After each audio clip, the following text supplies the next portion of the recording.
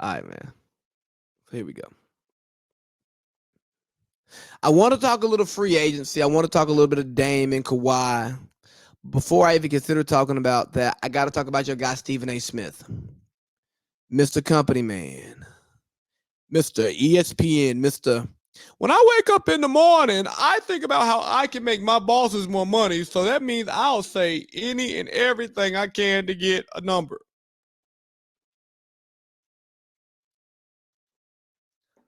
Let me go with my notes. What does Stephen A. do? So Stephen A. Smith came under fire last week for some comments about Shohei Ohtani. Now, full disclosure, I believe that Stephen A. could have done a better job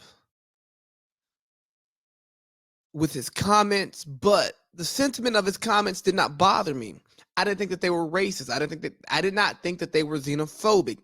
I just think that he spoke.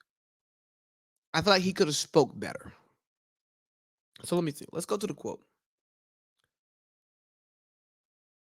Stephen A. Smith. Here we go.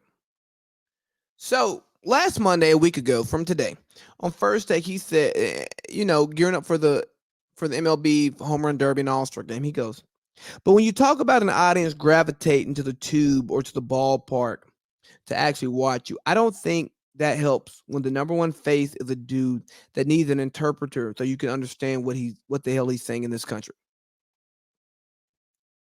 And oh my God, the internet went crazy. I mean, you had employees of ESPN firing off. You had people on Twitter, Instagram, and Facebook firing off. You probably had his executives in his ear saying, Stephen A., you got to clean this up. What the hell are you doing? You can't say this about an Asian guy. Didn't you know the climate that we're in? Brown, black, what you mean? We've been getting persecuted on the airways for years. But two wrongs don't make it right. And just because black people have been persecuted does not mean it's okay to persecute Asians at all. I don't think that to be true.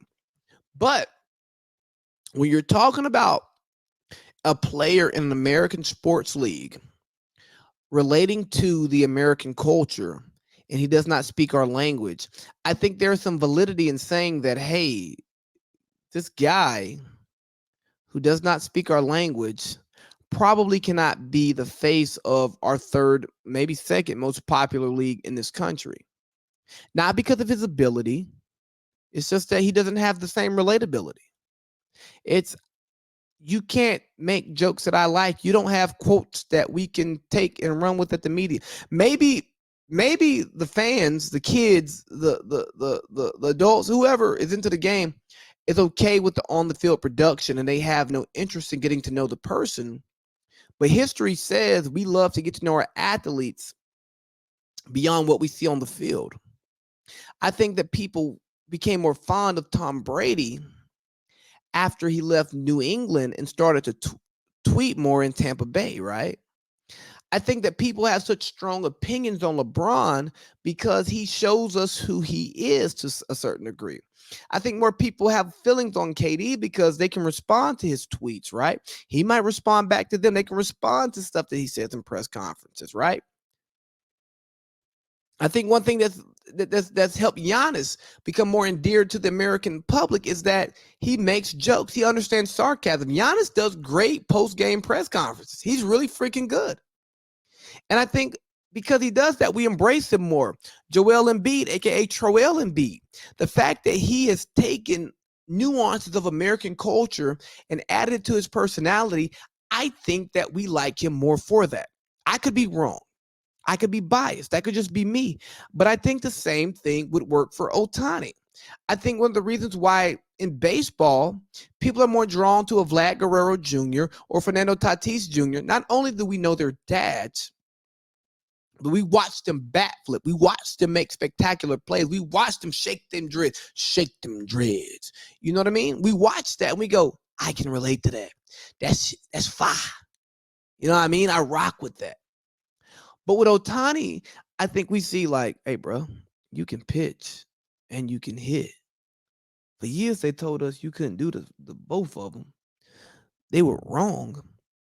But to say that I relate to Shohei Ohtani or he's my favorite player because I know this, I feel like I know this guy, that would be false. Look at how many athletes have platforms in which they speak to their fans directly. I mean, Kevin Durant has a podcast. LeBron does straight to consumer products. You know what I mean?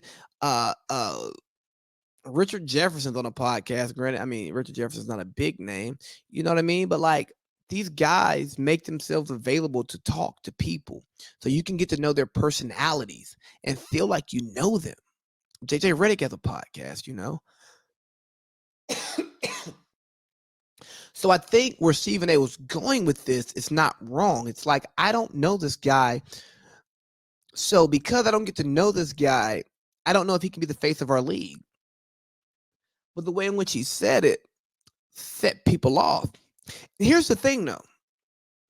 You can't expect people. You can't expect people in everyday land, like the layman, to respond to this to stuff in the media the same way that people in the media do. Because guess what? People in the media need to respond into a way that makes them look better so people want to listen to them, right? People in the media need to respond into probably the most like woke, socially like optimistic, open way possible.